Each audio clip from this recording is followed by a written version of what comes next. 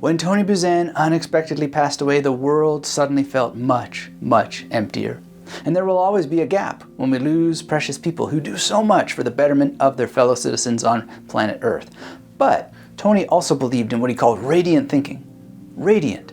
Think about that word. It literally means emitting rays of light, shining, bright. And not just bright, but bright with joy and hope. And that's what Tony gave, because more people have taken up what he radiated and are passing it forward. And that's why I'm excited to share this conversation I had with Marek Kaspersky. He's serving now as representative for TonyBuzan.com and creating many wonderful things, literally radiating Tony's ideas for how you can remember more, read intelligently, and be for yourself what Tony called a warrior of the mind, which takes not only just inspiration, but also knowledge, the specific steps to be able to learn and remember faster, deeper, and in ways that last. So as Vice President of the Tony Buzan Company, Marek is committed to helping you achieve your highest ideals through memory techniques, mind maps, and a wide variety of mental techniques that have been proven time and time again to work, so long as you show up to work the techniques. And that's why radiant thinking is so important for us as the teachers of these techniques, to actually do it ourselves and to shine so that you see the light and you want to add that to your own life. And to help you find out more about how we can all do that, to show up as our highest possible selves and get all of these techniques into action, I asked Marek some of the many hard questions I've received over the years, many coming from the scarcity mindset that rote learning and impoverished education systems continue pounding into heads all over the world. But we are working very hard to radiate all our thoughts so that the light can shine and the banging can stop. Rote learning, that hammer, can finally stop its horrid banging. Now, Marek is also the Global Chief Arbiter and President of GOMSA, which is the Guild of Mind Sports Arbiters, and you'll learn more about one of the incredible competitions you can take part in and how to qualify to compete. Yes, there are so many people signing up to participate these days that there are qualifying rounds just to get your foot in the door, and that is a sign of radiant thinking indeed. The mind mapping process is so visual, so interesting, and something that is really quite infectious. I never stopped doing it once that I finally got my head into what it's supposed to be, and the laws that we talk about today, that once you learn them and start practicing them, are going to really open up your mind and help you radiate thoughts in ways that I don't even think you can imagine until you're there. And it just keeps getting better and better the more you practice. So I'm impressed and frankly relieved that Marek has stepped up to help continue Tony's work. So please be sure to visit TonyBuzan.com and MarekKaspersky.com to get connected so you don't miss a thing. And now, let's get started with Marek's own radiant thinking and how you can start applying these supernova techniques to your own goals as a warrior of the mind. Marek, thanks so much for joining me on the Magnetic Memory Method podcast. Absolutely a pleasure. I have read from you before in, I guess you say, Synapsia magazine, and that's been a couple of years. I've read a few articles, so a pleasure to meet, and thanks for joining us. Yeah, thank you. I'm likewise. I've read a lot of your material and absolutely concur with the way you teach, and your memory techniques are so in alignment with mine, and I love reading your material. Well, we have something in common, which is a great love for Tony Buzan, and I know you've had much history with him. So, I mean, my number one question I want to ask before we get into all kinds of wonderful things is, do you use his house as a memory palace? No, I don't. So interesting, because I've been to his house many times, and he didn't often invite people to his home. He was a very private person, but he did have a large house. 5 bedrooms for one person is a large house, and he had a poetry room, and he had a book writing room, and right, all of those things. And but no, I use my home as a memory palace because it has many associated strong memories and strong other associations that I can associate with, sense of smell, the sense of touch, and all the things around me. So I find that as being the ultimate memory palace for me. Right. Well, let's go back into the deep history. How do you get into all this stuff? What's your first memory of being interested in memory? A very, very long time ago, I have been teaching at bachelor level. I was teaching in the Bachelor of Business. I had to do a lot of research because it's an area that changes very frequently, and I needed some techniques to help me remember the huge amount of information that I needed to remember. And that's when I discovered mind mapping, which I found was a wonderful tool for memory as well as for creativity and imagination.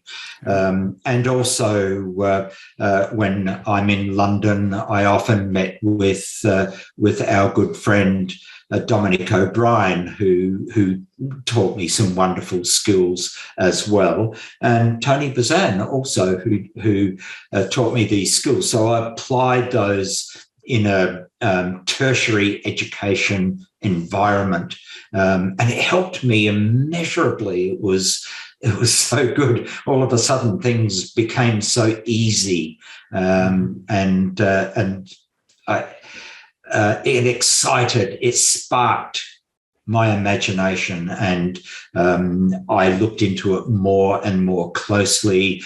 Tony and I talked about it more often, and so I developed that very detailed knowledge. So when we're talking about things like memory palaces, mind maps, and so forth, sometimes people use the term mind map, or they'll say even memory map, and I'm often not sure what they're referring to. And there's just this beautiful abundance. I would never want to throw shade at all the possible terms for all these things, but just so for the benefit of our viewers and listeners, when we're talking about things like memory palace and mind map, what are the specifics of how you think and how you structure these devices in the ways that you do? And how have you personalized them, perhaps based on the classic teaching or Tony's teaching, other people's teachings? Because there are these little granular variations, and ultimately I find we all end up making it our own, even if there's universal shared aspects to it. Absolutely. The first thing you said, which I was so pleased to hear you say it, that you don't cast dispersions on anyone's method. And people, when they hear of mind map, they think of concept maps, they think of Ishikawa diagrams and all sorts of things. And that's good because all of those things are helpful in their own individual ways. But mind maps are quite uniquely different. Mind maps have 5 unique laws, and Tony called them laws of mind mapping, and it was very dramatic. Tony loved to be dramatic, and he said, "They're laws, they're not rules, they're laws." And I asked him, "Well, why? Why do you call them laws?" And he said, "Because if you break one of the laws, there are consequences, just that like there are in life. The mind map becomes less effective."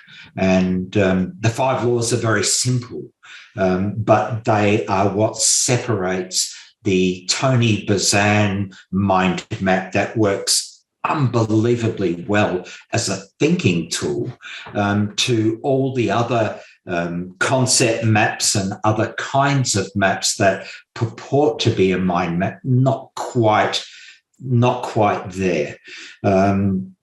I personalize them myself, just like you do with your memory techniques, and that is a really good thing to do, because if you feel comfortable with the way you do your memory techniques, or the way I do my mind mapping techniques, then it works for you. Right. A quick story: when I was in Guangzhou in China doing some lectures, and my translator, her name is Zheng Na, and she said to me, "How do you remember all of these things? You stand for 8 hours in front of 120 people, and you never look at a note, you never look at a prompt, you just talk the whole time." She said, "I can't do that, and I don't understand how you can do it." And I said, "Yes, you can do it." And she said, "No, I can't." And I said, "I'm going to give you a word, and I want you to tell me about that word." And I said, "Bee," as in honey. Right. And she said, I remember you talking about synergy and how the bee and the flower work together to create a third thing, which is more beautiful than the sum of the individual parts. And I said, "Okay, well, tell me more." And she said, "Well, that's what our brain does. We use the left side and the right side to create something even more beautiful, creative genius, imagination, all of these things." And that's what mind mapping is about. She talked for 20 minutes before I stopped her and said, "I've given you one key word and you talked for 20 minutes. So yes, you can do what I do." And so this is how I use mind maps. I typically use a small picture, and it can be a silly little cartoon drawing. I'm not an artist. Right. Yet for me, that means a lot. For somebody else, maybe not so much. So for revision, for creative ideas and problem solving, it really works for me. That one little bee that took me maybe 10 seconds to draw will remind me of so many things that I could glance down at a lecture once, see the bee, and use that as a cue for the next 20 minutes. Right. So it works very well for me. Same for you. Yeah. I mean, as you're speaking there with the bee and the honey and so forth, you remind me of two things. One is Ezra Pound, way back in the day with Imagism, had that phrase, which was that when you put these things together, you get a luminous detail. Yes. And that luminous detail reminds me of Tony's word or phrase, which was, radiant thinking. Yes. This sort of idea that, the juxtaposition of very simple things is just nuclear, explosive. Supernova would be the word that Tony used, if I remember from an interview he and I recorded back in the day. It's, yes. Part of what I thought was genius about the laws is that it's kind of causing your brain to create this radiance from a kind of pressure that you're placing on very small units that do sort of radiate out as if there was nuclear energy inside of it.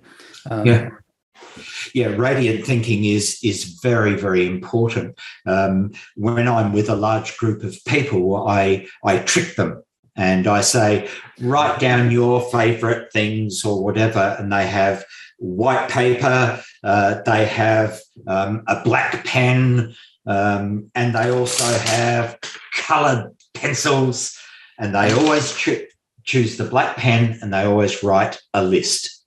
Right. And I know they're going to do that because I'm going to give them a very von Restorffian example of how this is a terrible way of doing it. And we are taught to do that. We are taught to write notes. My students wrote copious amounts of notes, and it was pointless, absolutely pointless. Radiant, it doesn't give you radiant thinking. A list is not radiant. It doesn't allow us to think of all these associations that help us come up with new ideas. Right. Yeah, I'm not sure that I know all of the laws. I remember reading Mind Map Mastery, but the one that really stuck out to me was the idea of 3 colors. Just making sure you have at least 3 colors. I don't think it was a limit, but sort of a minimum suggestion. And one of the ideas I had, I don't remember him saying this, but it made me think of interleaving a lot. This idea that when you leave space between things and you sort of are causing yourself to switch, it's just sort of like a pressure on, pressure off thing that allows a little bit of percolation, so that you stress on, stress off, wax on, wax off, like all that kind of maybe a little bit Zen. But even just in science, we know that if you focus for too long, you kind of destroy what you're trying to build. So I don't know what your thoughts are on that, but I thought that was perhaps part of the logic of changing colors frequently. In addition to obvious things like multiple colors are, going to draw your attention to things in a more vibrant way, etc. Yeah, I do like the way you think about these things, because your explanation is fantastic.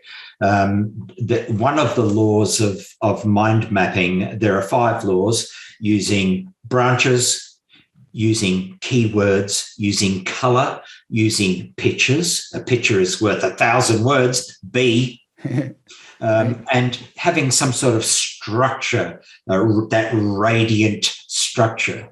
And colors are very important. And when Tony was in university, he consistently did worse. Every exam he sat, and he was very, very upset and concerned about this.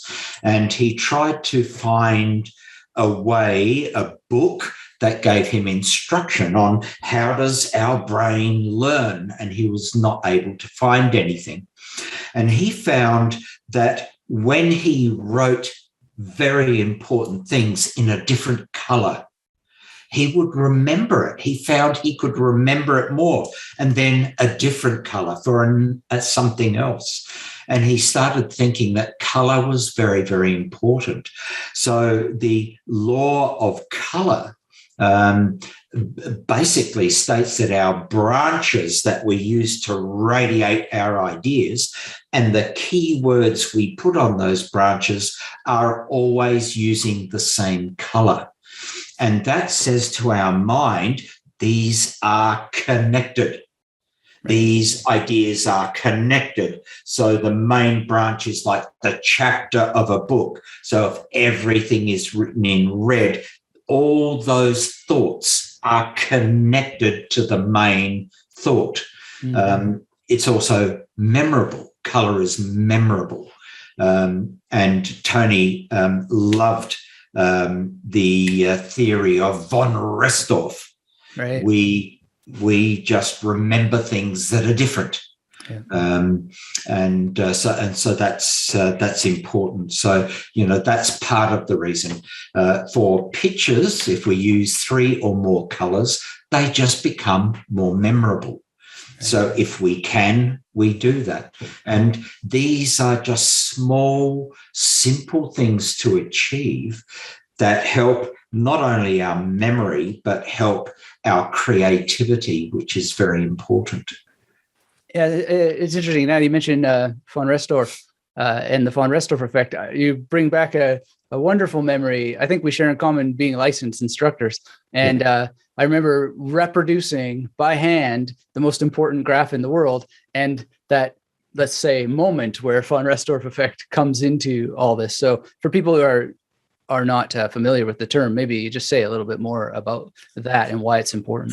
Yeah, von Restorff was first noticed by a German woman called Hedwig von Restorff. And Hedwig von Restorff realized that if something was slightly different, it would become memorable. When I was in Guangzhou, I had a screensaver for my computer, and it was 1,000 green tomatoes for you. And right in the top left-hand corner was one single red one. And I said nothing. We had a break. The screensaver came up. We came back. The screensaver went down. After 5 days, I asked people if they remember the screensaver I used, and almost everyone did. And then I asked, where was the red single tomato located on the screen? And 95% of my 125 students correctly identified where it was positioned. Now, I didn't say, this is important, look at this picture. It was just in the background. And people remember things that are slightly different. If I say to you, Paris, what object, man-made object, do you think of when I say Paris? Well, we don't want to get into my dirty history with Paris, but I think I know where you're going. Most people will say the Eiffel Tower or the Louvre or something like that. Right. And so we're very good at associating with things that are different, that are large. If I say Cairo, people will say the pyramids and things like that. So we can apply that to our everyday lives to make things more memorable. So when I do my lectures on situational analysis in e-commerce, I might give a 2 or 3 minute example that's very unusual.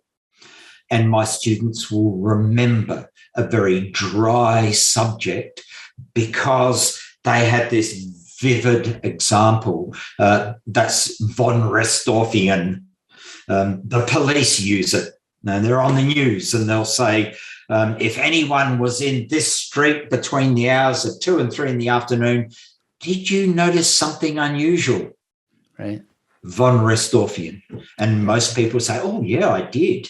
I saw somebody running away very, very quickly. That's unusual. Yeah. So, I mean, given the importance of this, one thing I think that is maybe a point for nuance is when we're mind mapping or even using a memory palace, we're kind of putting, let me just default to my German here, the von Restorff sort of effect on every station or every branch. And so at what point how do we find the balance so that we're not so maximizing the unusualness of every location that we're actually drowning out exactly what we're trying to get to stand out? Yeah, it's a very good point. The von Restorfian elements that we use, that Tony used in his most important graph in the world, which is the genesis of mind maps. We use von Restorff in a very gentle way in mind maps. So when we create our primary branch in our mind map, we use these beautiful, unusual patterns. They're von Restorfian. They are a little bit unusual. They help us remember. So we use that very, very gently. I tend to use things like memory palace, journey method, things like that, much more seriously to remember things than I do with mind maps. But if I have a speech I have to do, I will mind map the speech. I might glance down 2 or 3 times in 20 minutes just to gather what I want to say. I'll look at a picture, a bee, and talk for 20 minutes. But the von Restorfian elements in mind maps are an interesting central image to help your memory, your imagination, your creativity, helps it really kickstart. And then the unusual branches that immediately are memorable when you're doing revision. Right. When it comes to mind mapping, is there any general guidelines for like a saturation point? Because I can imagine some students saying, great, but now I'm going to have hundreds of mind maps because I've got this textbook that's, 500 pages. So how do we approach that? I mean, I don't find having hundreds of mind maps a problem, but obviously some students are time starved and they're always thinking of their objections instead of diving in. So that's a very, very common question I'm asked, and especially my students who were on the Bachelor of Business program. They said, well, our e-commerce class is 18 weeks. My mind map would have to be on the side of a wall, it would be so big. Right. But I asked them to mind map each lecture on a single piece of paper, no more than 6 or 7 branches. Only use key words to stimulate your imagination. So what do most students do? They'll diligently write notes, sentences, paragraphs, pages, and writing notes. 90% of what they write is useless. They're using words like and, the, but, it, I, so. They don't communicate information. They're there for grammar, but you're writing it down. Then you have to read it again. It's hard to find the really important information out of blocks and blocks and blocks of text. Right. But if we just have key words, they're easy to write. What if we're writing a rudimentary mind map during a lecture, we're still listening. If we are writing lots of handwritten or typed notes, we are not listening to the professor. Right. And then it's hard to revise. So when it's hard to revise, you've got 20 pages of written notes or 3 chapters in a book where you've underlined important things. It's hard work. Hard work leads to procrastination. Right. If people procrastinate, they will not do their study. They don't do their study, they don't do well. A mind map for my Bachelor of Business class for one 50-minute lecture takes about 2 to 3 minutes to revise. Right.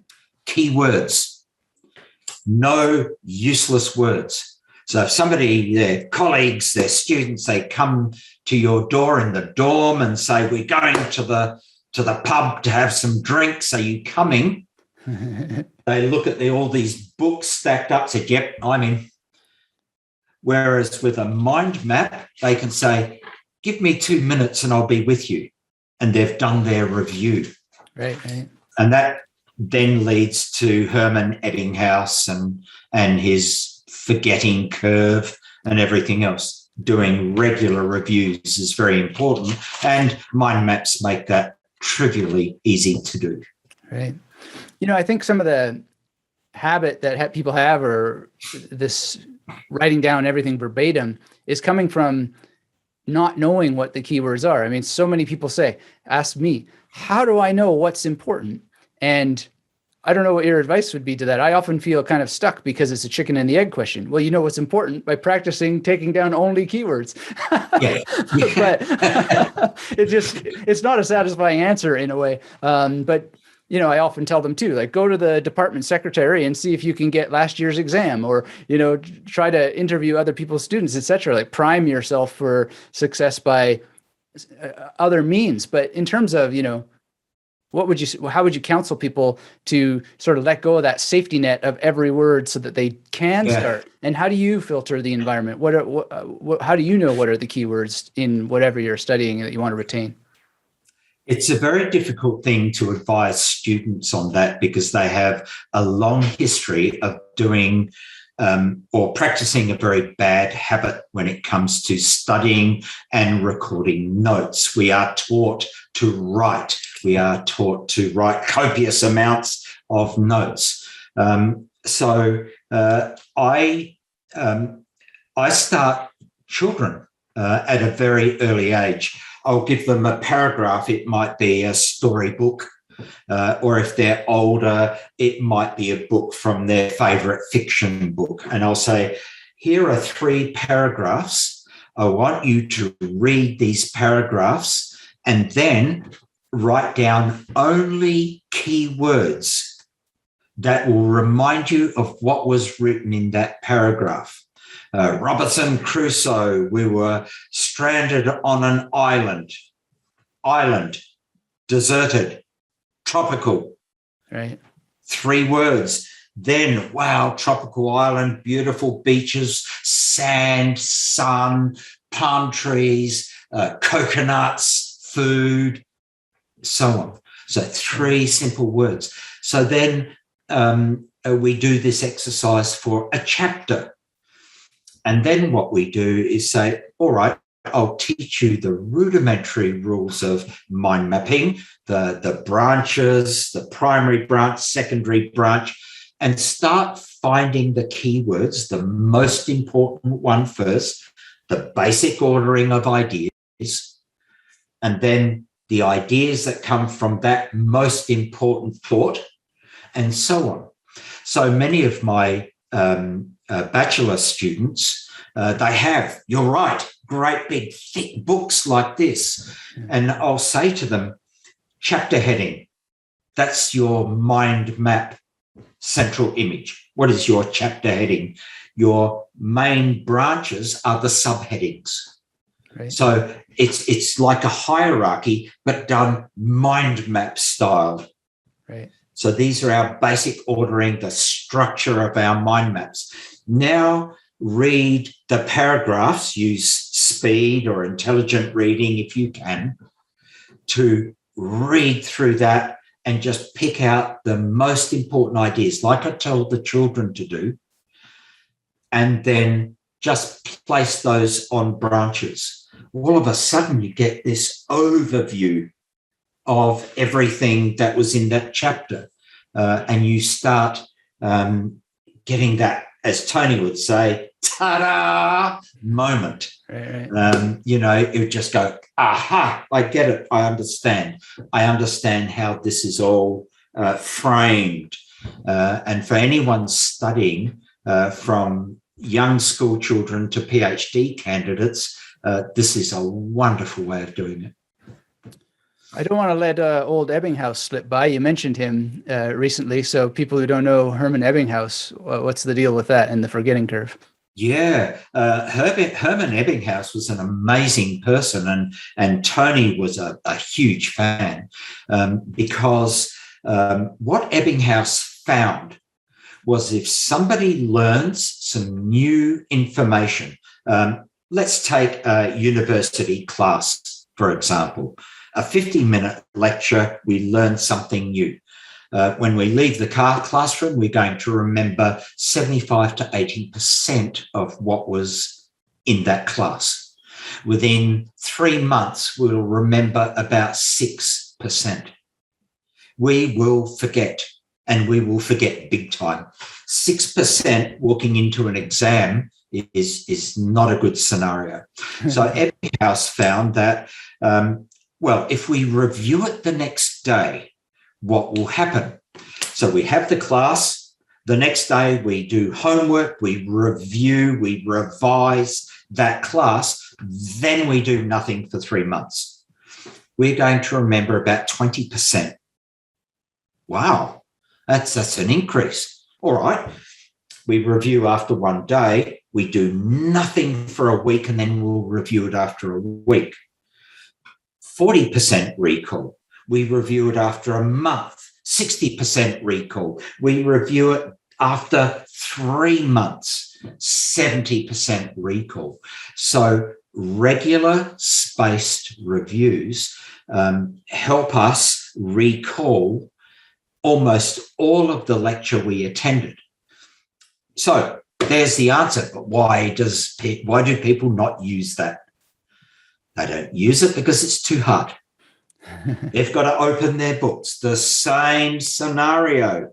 Open the books, go through, dig out important keywords from miles of written texts. Too hard. Go to the pub, have drinks with our friends. Right. That's the answer.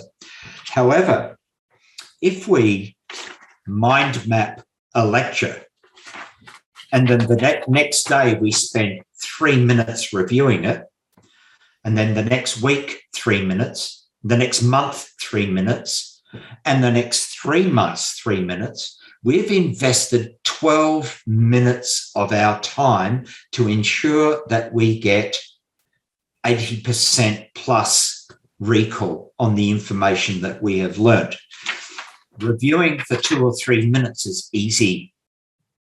And mind maps make it easy. The other thing a mind map will do is when you use a well-chosen keyword, you're going to start thinking of more ideas than just what was taught in the lecture. You'll have all these, hang on, what if? And you'll add a branch. I've got another idea that I remember from a long time. I'm going to add another branch. And so your knowledge grows quite a lot. So coming into an exam with 85% recall, they're the students who walk to the exam room smiling. Right. So what Ebbinghaus found out is we need to review as we are forgetting. As we are forgetting. So in Mandarin, if I'm learning a word like I understand, I'd go 知道. Okay, I'm going to really learn this. 知道, 知道, 知道, and I'll say it 100 times. Pointless. Right. Because I haven't forgotten it from half a second ago where I just said it. I have to start forgetting. So that's what happens after the first day. You start forgetting and you have to go, what's the word for understand? 知道. Now I remember. So it'll stick in your mind longer. So after a week, you'll start forgetting. You go, what is that word? I know it. You think about it and you drag it out. Right.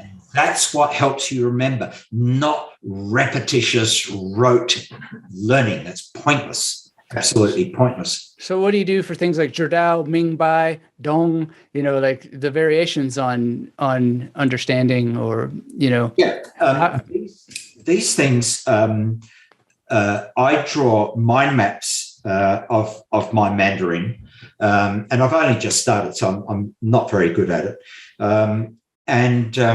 So 知道, there's another expression is I understand because you've just told me.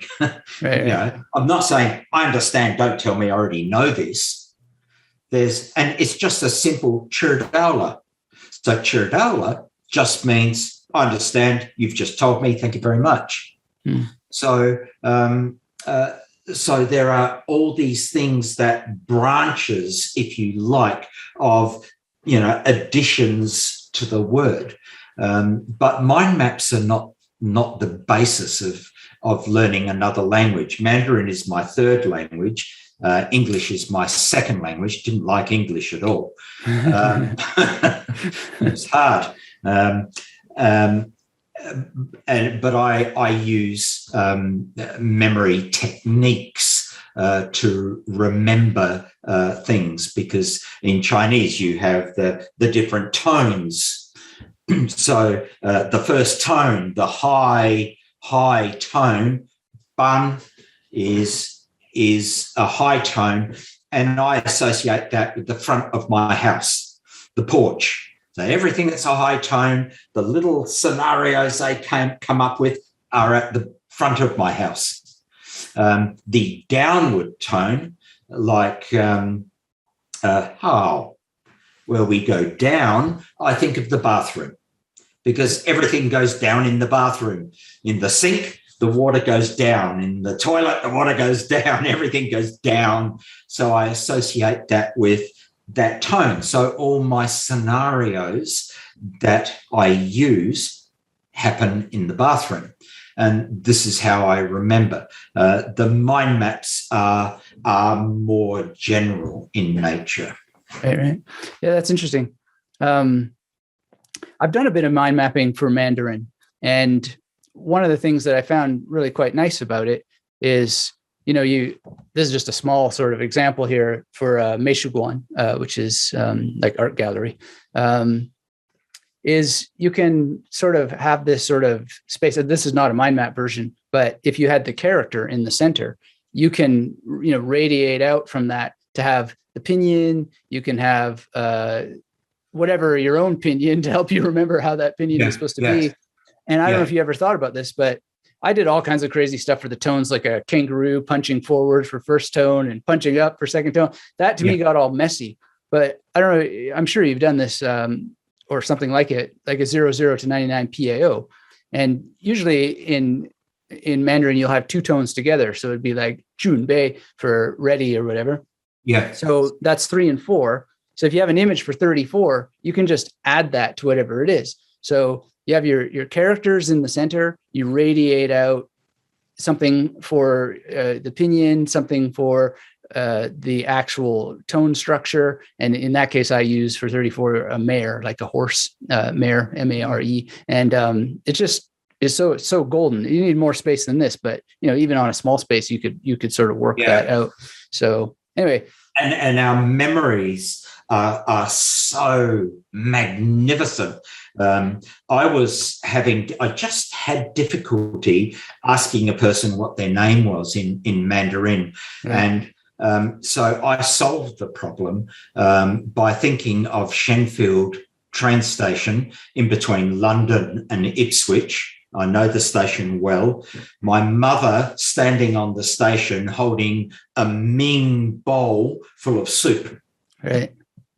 Now, I can come up with that image quicker than instantly. So the phrase Shen for Shenfield Station, Ma for mother, Ming for Ming vase, there's nothing for soup because the word is ci. And so soup was sort of close enough. Right. Shema Min soup. And I remember it clearly, easily, no problems at all. Right. And we've got 1 trillion brain cells, so they say.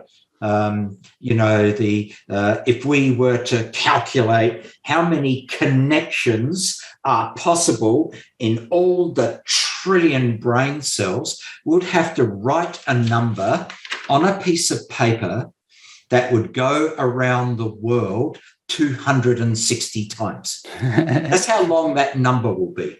Right. So there's no problems about running out of room for all these things.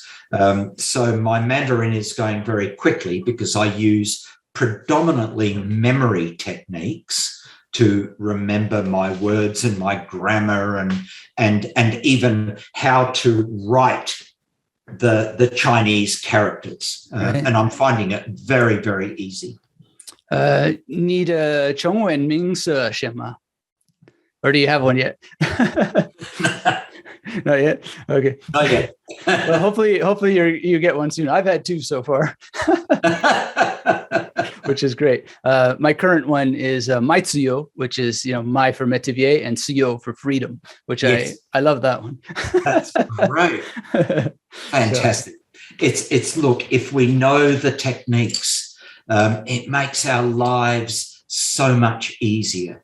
I was embarrassingly bad at remembering people's names. Right. Embarrassingly bad. And I literally fixed that overnight using memory techniques. Right.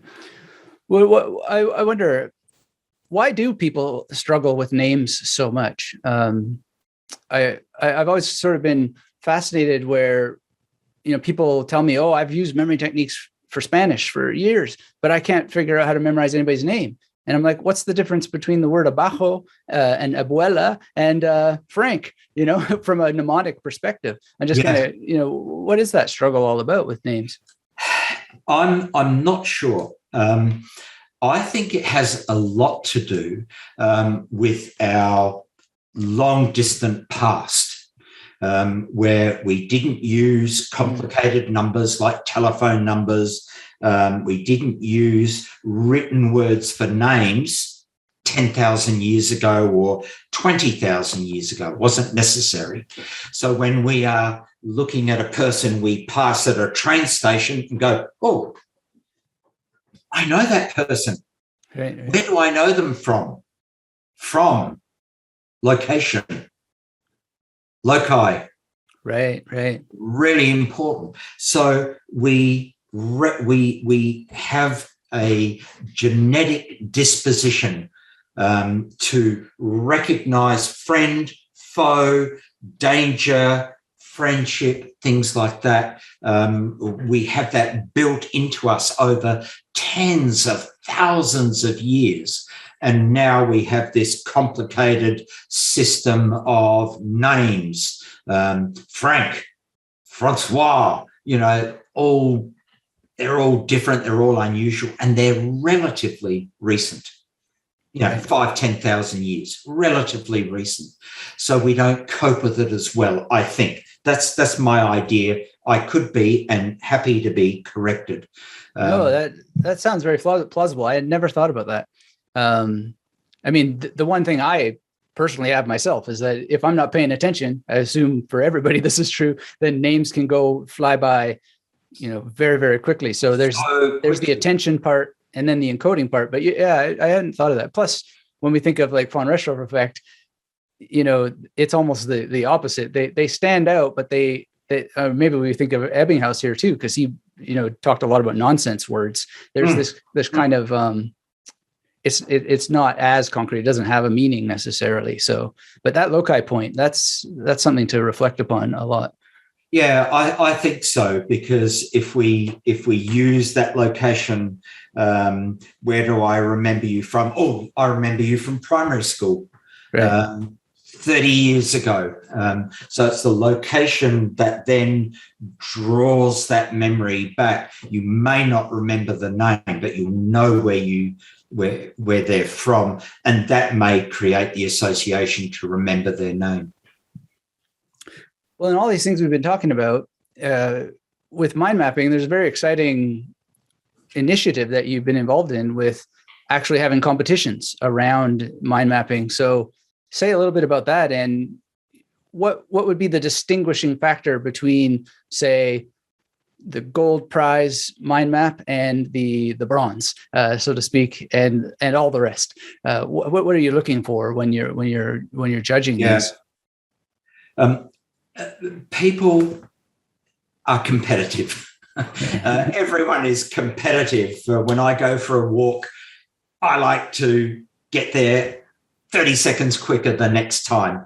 At the age of 64, I decided to take up Olympic fencing as a sport, just for fun, because I hadn't exercised since 1963. So I thought, I should do some exercise. I'm getting a bit portly. So I decided to fence, and I'm very competitive, and I'm the current Sabre Open champion for South Australia, much to my surprise. So we are all very competitive. So when we teach people, there are rules to mind mapping, and there are very specific ways you can do things to enhance your creativity, they take it to the next level.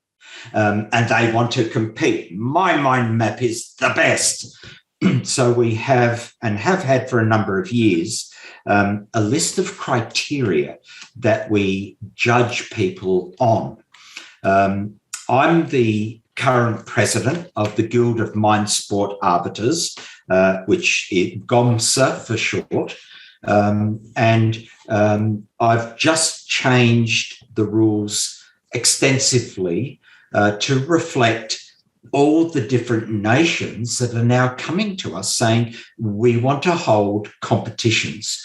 So we have 3 levels of competition. School level competition, they create one single mind map, one that they have prepared in advance, and then they draw in a competition room. And they're for school children. Then we have a national level competition. So the next one's being held in Vietnam, where they've got thousands of people wishing to compete. Right. It's wonderful. And they are brilliant. Their mind maps are gorgeous. They're beautiful works of art. In Spain, they want to have a competition. In the Arab Emirates, they want to have a competition. China is huge for mind mapping competitions. So then once a year, we have a world mind mapping competition. And ostensibly, the rules, the criteria that we mark are published Everyone knows what they are. Everyone knows how many points are awarded for a certain way of doing things. And they just try and excel in every way. So, for example, my very, very terrible central image of a book, it's just a simple line drawing of a book. They will do a massive artwork. Their branches, their primary branches will be beautifully decorated.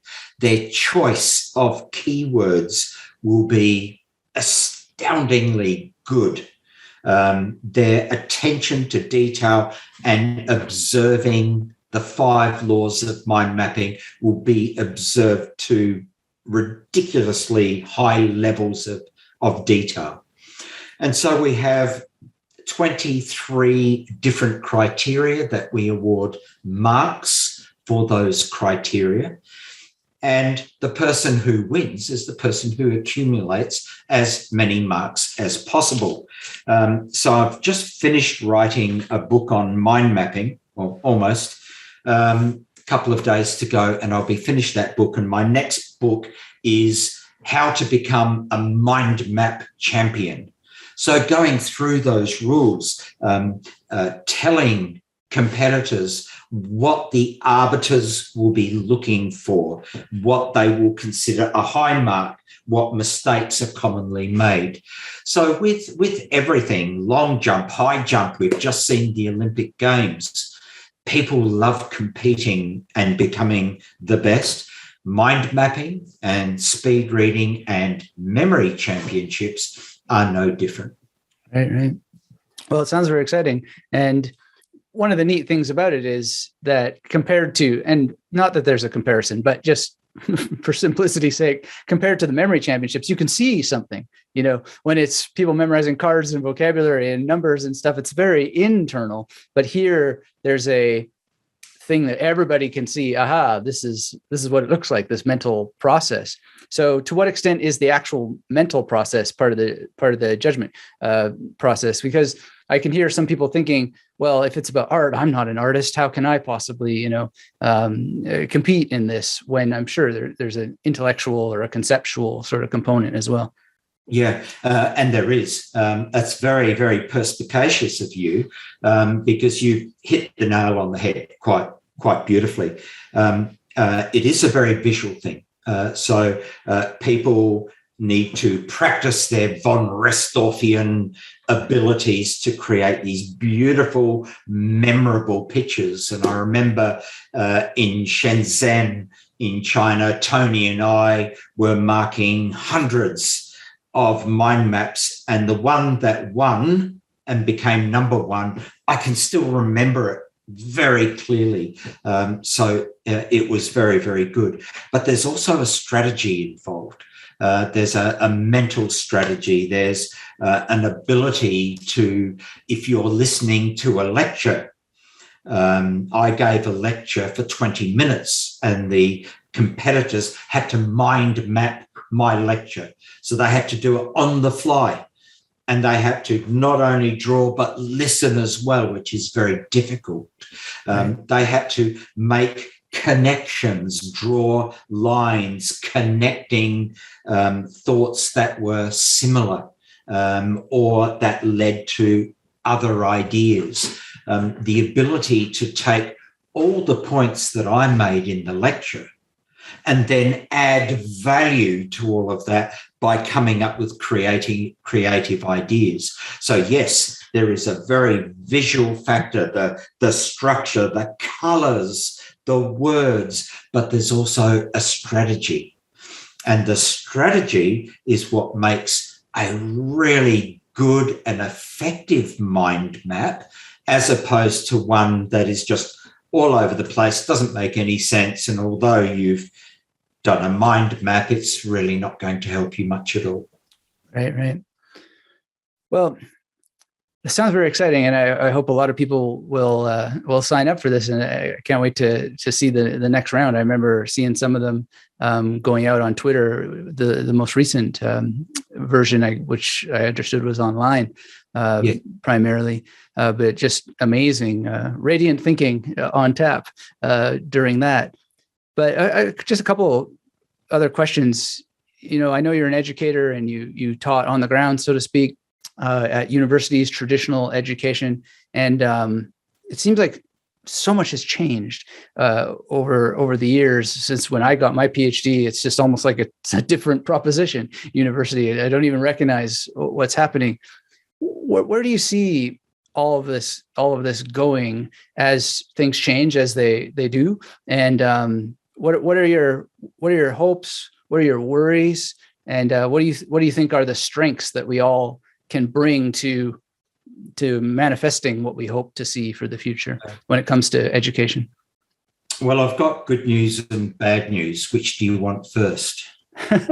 Well, I'm not sure they can be divided, but I got a coin around here somewhere we can flip. But I'll start with the good news. The good news is that we are diversifying. We are having the ability to specialize in very specific areas.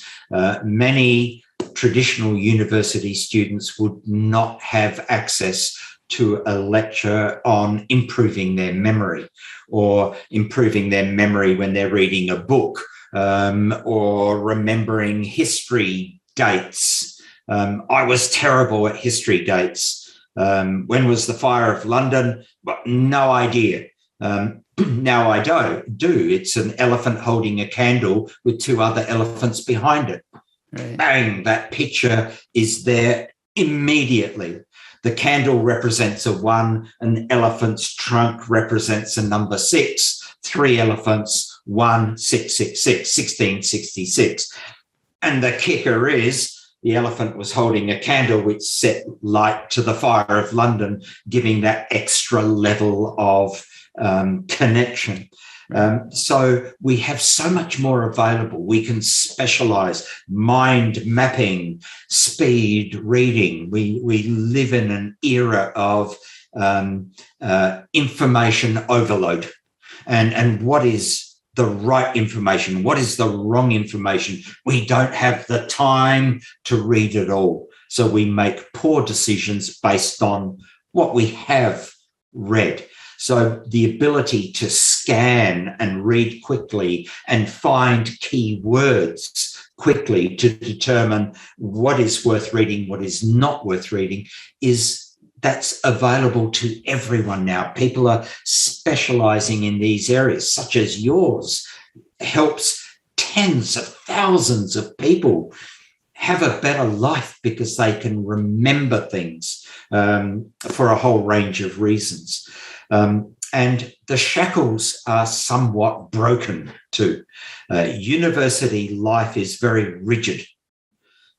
It's full of people with opinions on how things should be done, may not necessarily be the right way of doing it. There is a beautiful series called The Chair, which has come from America just recently, which is a very, very good series about academic life in a university.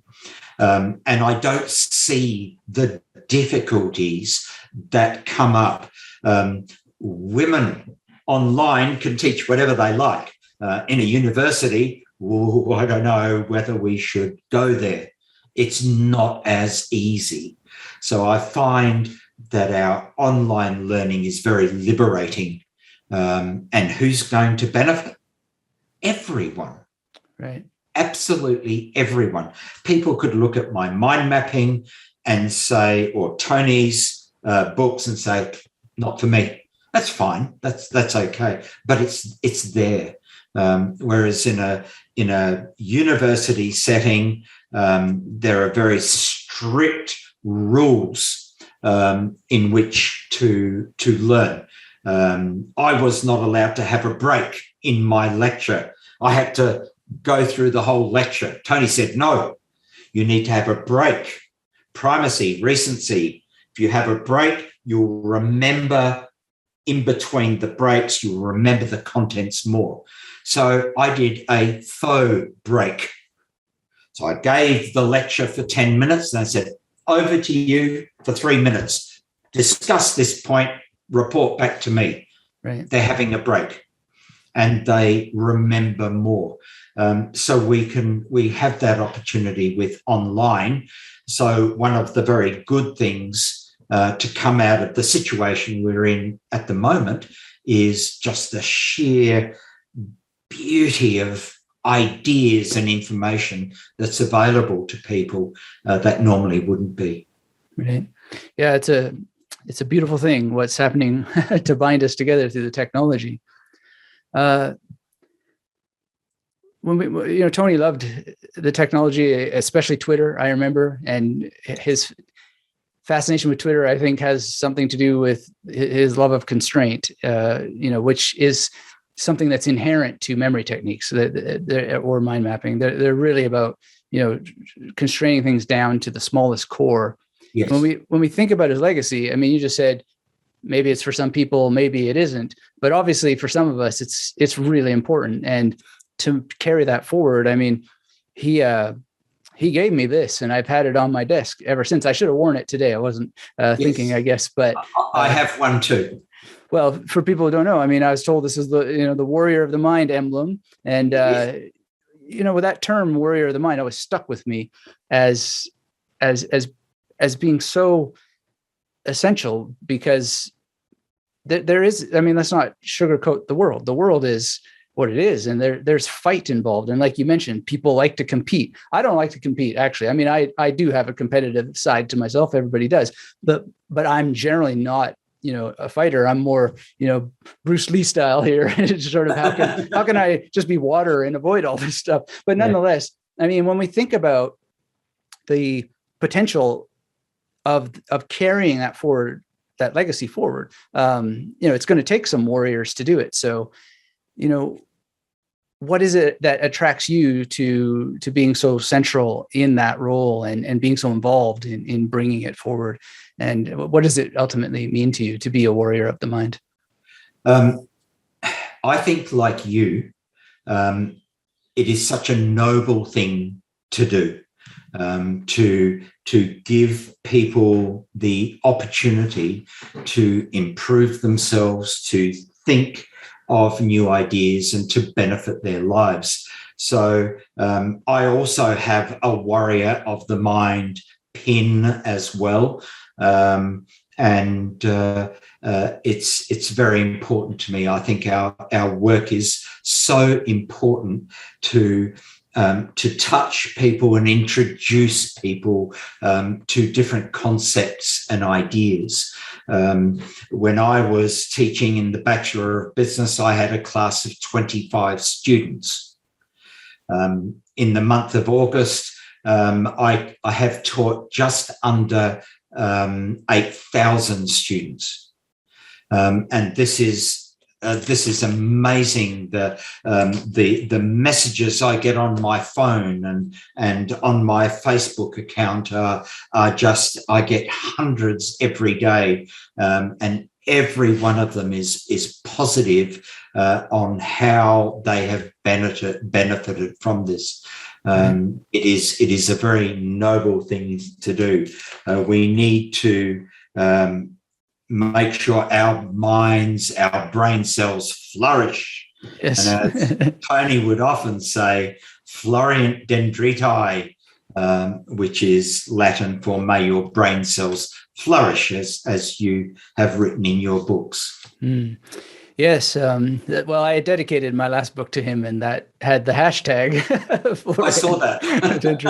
But I mean, it's just such a wonderful thing. And so I'm encouraged to see what you're doing, and, hopefully can continue, have further conversations and be a resource with helping with that. So you mentioned some things that are coming up, championships or the Mind Map championships.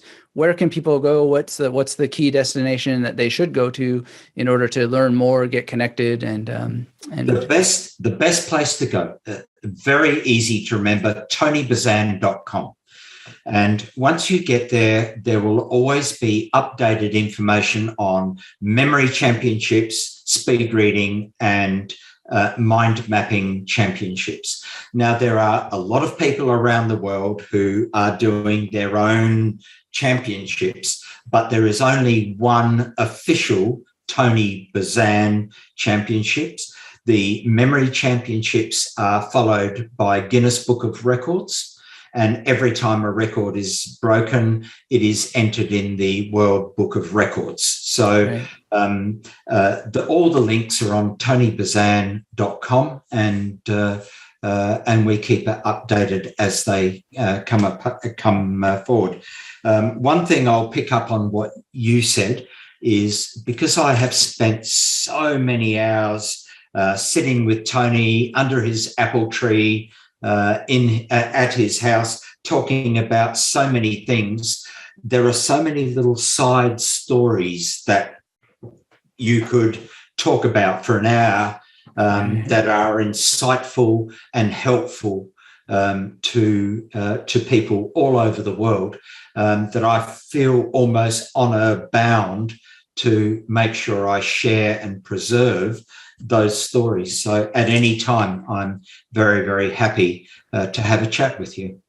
Absolutely. Well, now I'm curious, and we'll have to book a time to just have story time with that history. So, but yeah, thank you for what you're doing. I mean, it's great to see it radiated forward, and anytime I can help out, let me know. Thank you. It's such a pleasure to speak to somebody with such a great mind. Well, likewise. Thank you so much. Thank you. Well, I want to thank Marek, and thank you for being part of this initiative to continue bringing what Tony Buzan called mental literacy around the world, literally showing people radiant thinking by doing it ourselves and encouraging them to do the same. Everyone on Team Magnetic appreciates it, and I can't wait to see you on the next interview, the next video we release. And before we go, let us know in the comments below what action you're going to take. If you're not already mind mapping, are you going to start mind mapping? After you visit Marek on tonybuzan.com to get acquainted, I'd love to see some of your mind maps, and I'm sure he would too. Tag us on Twitter. And if you'd like to see one of my mind maps, check out my video on advanced mind mapping next.